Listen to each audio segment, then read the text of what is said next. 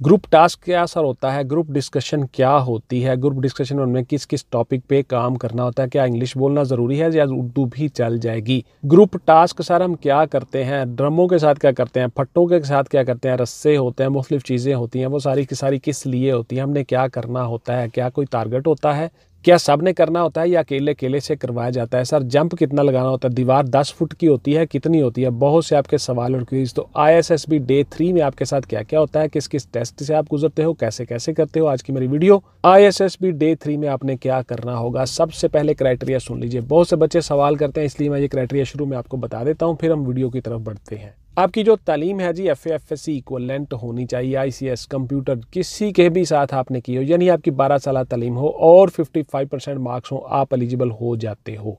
आपकी जो एज है वो 17 से लेकर 22 साल के दरमियान में होनी चाहिए, आप अप्लाई कर सकते हो। ग्रेजुएशन 23 साल और आपके जो मिलिट्री सर्विंग पर्सोनल्स हैं वो सारे के सारे 25 साल तक अप्लाई कर सकते हो। उनके लिए 50% भी चल जाएंगे जी मार्क्स, जो ऑलरेडी मिलिट्री में सर्व कर रहे हैं। उसके बाद जी आपका जो कद है 5 फीट 4 इंच होगा और 5 फीट 4 इंच कद के साथ आपकी चेस्ट जो है वो 33-34 होगी। नजर आपकी 6x6 विद और विदाउट ग्लासेस। अब ये कितनी कम है, बहुत से बच्चे सवाल करते हैं कि सर मेरी इतनी नज़र कम है नज़दीक की तो क्या चल जाएगी, मेरी इतनी नज़र दूर की वीक है तो क्या चल जाएगी। तो बेटा I am not a doctor, मैं कोई एक्सपर्ट नहीं हूँ, आपने CMH डॉक्टर से मशवरा करना है। जो लोग रोजाना कैडेट्स का मेडिकल करते हैं उन लोगों से मशवरा करें, उन लोगों से पूछें, मुझे नहीं पता इन चीज़ों का। मुझे ये पता है कि विद और विदाउट ग्लासेस दोनों तरह से आप आ सकते हो मिलिट्री में, दैट्स इट। उसके बाद जी पाकिस्तानी मर्द शहरी होने चाहिए, ड्यूल नेशनलिटी नहीं चलेगी, और कंवारे होने चाहिए जी, गैर शादीशुदा। मार्शल स्टेटस आपका जो है वो गैर शादीशुदा और शादीशुदा नहीं चलेंगे। उसके बाद जी आपकी तमाम डॉक्यूमेंटेशन हो जाएगी www.joinpakarmy.gov.pk, इस वेबसाइट पे आकर अप्लाई करोगे और तमाम डॉक्यूमेंट साथ रख के फिर आप बैठोगे और उसी तरह से वो सारी चीज़ें करोगे। मैं बहुत सी वीडियोस में बता चुका हूँ, इस तरह से आप अप्लाई करते हो। अकलियतों वाले लोग भी अप्लाई कर सकते हैं जी, DC ऑफिस से आपको फॉर्म मिलता है या नादरा से मिल सकता है या आपके सेक्रेटरी यूनियन काउंसिल से आपको फॉर्म मिलता है, वहां से आप अप्लाई कर सकते हो। आपके तमाम डॉक्यूमेंटेशन, तालीमी इसनाद, डिग्री, हर चीज़ साथ रख के फिर आप वेबसाइट पे बैठोगे, फिर आप फिलअप करोगे। उसके बाद जी आपके तमाम के तमाम इब्तदाई टेस्ट हो गए। इब्तदाई टेस्टों में मेरी वीडियो आ चुकी हैं, एक एक चीज़ की, एक एक मरहले की वीडियो मैंने बना के आपको बता दिया। वो सारे के सारे काम आपने कर लिया। अब आप ISSB में आ गए। ISSB में आपने पहला दिन गुजार लिया, दूसरा दिन गुजार लिया, अब तीसरा दिन है आपका। तीसरे दिन में आपके साथ क्या क्या होगा गौर से सुन लें जी। उस दिन आप क्या सारे का सारा फिजिकल एक्टिविटीज़ में गुजरेगा, कुछ इंडोर कुछ आउटडोर। उसी फिजिकल एक्टिविटीज़ में आप क्या क्या करोगे ज़रा गौर से सुन लो। उस दिन में ग्रुप टास्क करवाए जाएंगे जी आपसे। आपको एक टास्क दिया गया, आपको मुख्तलिफ फट्टे दिए गए, 2 रस्से दिए गए, 2 ड्रम दिए गए और आपको 8 या 10 बंदों का आपका ग्रुप है या 6 बंदों का ग्रुप है। उस ग्रुप को कहा गया कि आपको एक मैप दे दिया गया, नक्शा दे दिया गया। आपको कहा गया कि ये नक्शा है, यहाँ से आपने उस फिनिशिंग पॉइंट तक जाना है। दरमियान में ये पुल है, ये दरिया है, ये दलदल है, ये जंगल है, ये चीज़ें हैं, यहाँ पे आप टच कर सकते हो, यहाँ पे आप पाँव टच नहीं कर सकते ज़मीन पे। इस तरह से आपने अपने सामान को और अपने साथियों को तमाम को लेके इस जगह से इस जगह तक पहुंचना है। तो इस तरह से आपका ये सारे का सारा काम हो जाता है। आपको टास्क मिल गया, आपने वो सारे का सारा काम कर लिया। बारी बारी सबको लीडर बनाया जाता है। किस तरह से आपने करना है, क्या करना है, आपस में मशवरा करना है, लीडर बन के दिखाना है और लीडर की तरह सोचना है और आपने काम करना है। कमांड भी देने के बाद और ख़ुद भी कमांड लेने के बाद भी किस तरह से आप काम करते हो, टीम वर्क किस तरह से होता है। आपने उन तमाम चीज़ों को हमरा लेकर, अपनी टीम को हमरा लेकर आपने फिनिशिंग पॉइंट तक पहुँचना है। गिवन टाइम के अंदर आपने वो टास्क मुकम्मल करना है। इसको ग्रुप टास्क कहा जाता है। कुछ टास्क आपके ऐसे होते हैं जो आपको इंडिविजुअली भी करने होते हैं, कुछ ऑब्स्टेकल्स आपने करनी होती हैं, कुछ हर्डल्स आपने क्रॉस करनी होती हैं। वो प्रोग्रेसिव ग्रुप टास्क में भी होता है और इंडिविजुअल ग्रुप टास्क में भी होता है। तो इसलिए आपने इंडिविजुअली भी कुछ चीज़ें करनी है और कुछ ग्रुप के साथ करनी है। तो ये सारी की सारी चीज़ें मॉड्यूल्स आपको दिखाए जाते हैं, बनाए जाते हैं। फिजिकली सिर्फ आप फिट होने चाहिए, एक्टिव होने चाहिए, आप वो सारे मराहल तय कर लेते हो। बी पॉजिटिव, दूसरों की हेल्प, ये बस 2 के लिए मेरे जहन में रखना। आप इंशाल्लाह कामयाब हो जाओगे। आपके जो चेस्ट नंबर लगे हुए हैं पीछे भी और आगे भी आपकी चेस्ट पे और आपकी बैक पे, उन्हीं नंबरों से आपकी बॉडी लैंग्वेज, बॉडी एटीट्यूड, रवैया, आपका अखलाक, बोलचाल, उठना बैठना, हर चीज़ नोट हो रही होती है। आपके जो ग्रुप टास्क ऑफिसर होते हैं वो सारी की सारी चीज़ें आपकी कंपाइल कर रहे होते हैं, इसलिए आपने बहुत अच्छा रवैया रखना है वहाँ पे ISSB में। उसके बाद जी आपकी ग्रुप डिस्कशन होती है। ग्रुप डिस्कशन में आपको मुख्तलिफ टॉपिक्स दिए जाते हैं, इंग्लिश में भी होता है, उर्दू में भी होता है। आपने डिस्कशन करनी होती है, अपना अपना पॉइंट ऑफ व्यू सब ने बताना होता है, डिस्कस करना होता है और उसमें से बहुत सी चीज़ें आपने निकालनी होती हैं। मिसाल के तौर पर आपने अपने पॉइंट ऑफ व्यू के हक़ में दलाइल देने होते हैं या उसके मुखालफत में दलाइल देने होते हैं। यानी आपने बोलना ज़रूर होता है, वहाँ पे खामोश नहीं रहना, आपने हिस्सा लेना है और दूसरों की राय को अहमियत देनी है। जब दूसरा कोई बोल रहा हो तो आपने उस वक्त नहीं बोलना, अपनी टर्न पे ही बोलना है। और अगर बोलना है तो आपने एक्सक्यूज़ करके सबसे इजाज़त लेके फिर आपने बोलना है, ताकि आपका रवैया वहाँ पे अच्छा कंसीडर हो। उसके बाद जी ग्रुप प्लानिंग होती है। ग्रुप प्लानिंग में भी आपने उसी तरह से हिस्सा लेना होता है। एक टीम होती है, वो प्लान करती है सारे मामलात को।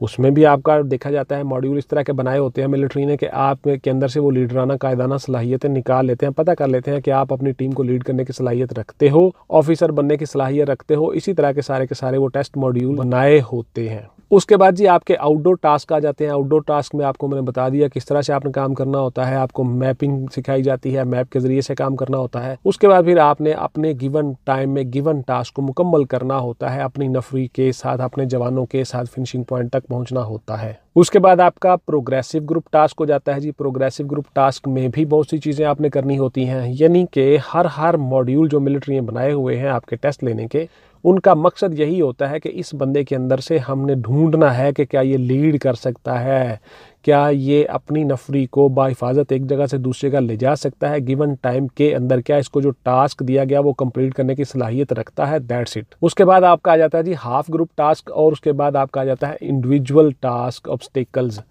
ये सारी चीज़ें आप कर लेते हो, देन जी उसके दिन के एंड पे आपसे फिर से एक इंटरव्यू हो जाता है। उस इंटरव्यू में जी सारे के सारे जो आपके जेटीओज होते हैं, ऑफिसर्स होते हैं, वो सारे के सारे आपसे कुछ चीज़ें पूछ लेते हैं। आपकी सारी कारकर्दगी सामने पड़ी होती है। अगर वो मुनासिब समझें कि आप में से कोई एक बच्चा किसी एक टेस्ट में बहुत अच्छा था और दूसरे टेस्ट में उसने कुछ कमी की, कुछ चीज़ें कम रह गई, तो उसको दोबारा से चांस दिया जाना चाहिए। तो उसको दोबारा से फिर चांस दिया जाता है, उसको दोबारा से काम वो करवाए जाते हैं और उससे कोई एक टास्क करवा लिया जाता है, ताकि अगर कोई उसकी एबिलिटी रह गई या किसी वजह से वो नर्वस हो गया, नहीं कर सका, तो वो दोबारा से वो चीज़ें वो कर ले। इसलिए उसको दोबारा से चांस भी दिया जाता है। और फिर इंटरव्यू में उससे पूछा जाता है कि आपने ऐसा क्यों किया, आपको क्या हुआ था, कैसे किया आपने, क्या आपके ख्याल में क्या होना चाहिए।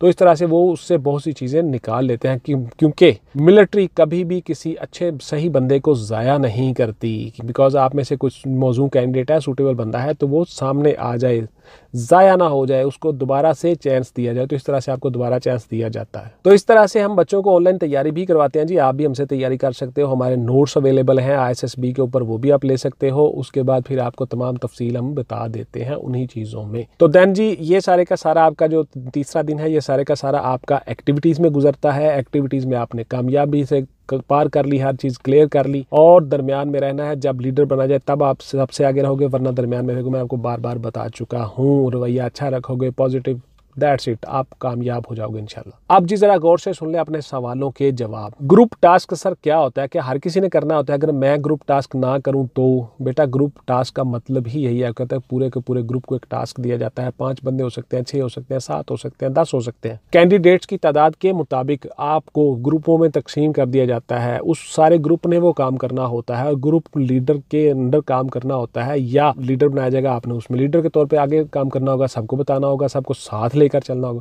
तो आपका उसमें हिस्सा लेना जरूरी है जी। ग्रुप डिस्कशन क्या होती है सर? ग्रुप डिस्कशन में क्या हमारा बोलना जरूरी होता है? बिल्कुल जी, आपका बोलना जरूरी होता है। ग्रुप डिस्कशन का मतलब ही यही है कि 6 बंदे बैठे हैं, 5 बैठे हैं, 8 बैठे हैं, वो बंदे आपस में डिस्कस कर रहे हैं किसी एक मौजू पे, टॉपिक पे, और किसी नतीजे पे पहुंचने की कोशिश कर रहे हैं। बहुत ज़रूरी है जी आपका ग्रुप डिस्कशन में बोलना, ग्रुप डिस्कशन में हिस्सा लेना और अपनी राय देना बड़ा ज़रूरी है। आपका बोलना चाहिए जी।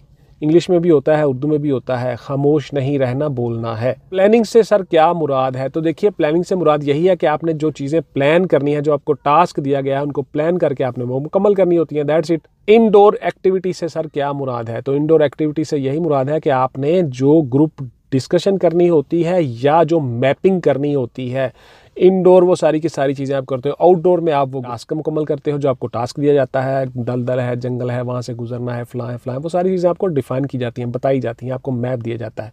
वो आउटडोर है और इनडोर आपकी डिस्कशन है और प्लानिंग है। उसके बाद जी आपने हर्डल्स क्रॉस करनी होती हैं, ऑब्स्टिकल क्रॉस करनी होती है। तो क्या मुझसे सर कोई हर्डल क्रॉस करनी रह जाए या मैं किसी हर्डल को क्रॉस ना कर सकूं तो क्या मैं फेल हो जाऊंगा? देखिए ऐसा ज़रूरी नहीं है, आपको दोबारा से चांस दिया जाता है, आप वो आराम से क्रॉस कर जाते हो। सारे बच्चे कर रहे होते हैं, आप भी कर जाते हो। अगर कोई एक रह भी जाती है रुकावट हर्डल तो भी आपको सिलेक्ट किया जा सकता है, ये ज़रूरी नहीं है। अलबत्ता आपसे अगर कोई भी हर्डल नहीं हो जाती तो फिर मसला है, फिर गड़बड़ है, आपको कुछ ना कुछ तो ज़रूर करना चाहिए, फिर तो आप फिज़िकली बिल्कुल नालायक समझे जाओगे।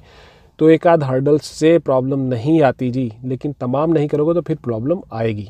तो ये थी जी मेरी आज की वीडियो के ISSB डे 3 में आप क्या करते हो, किन किन टेस्टों से आपने गुजरना है, कैसे कैसे काम करना है। इंशाल्लाह अब डे 4 पे मेरी वीडियो आ जाएगी। टिल देन टेक केयर, अल्लाह हाफिज़ एंड गुड बाय। पाकिस्तान जिंदाबाद।